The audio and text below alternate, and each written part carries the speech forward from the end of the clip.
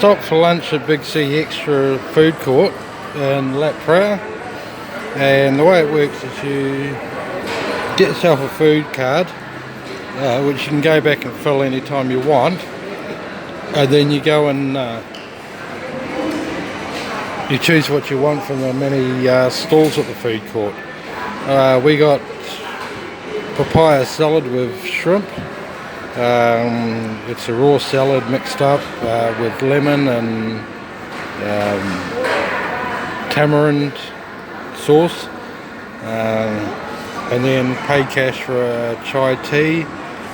The one in Lat Phrao, there's a games area that Dakota had a little play in. Say hi, Dakota. He had a bit of fun, but he had a kiddie accident, so he got kicked out of the play court. And yeah, so that's how you do lunch at food courts in Bangkok.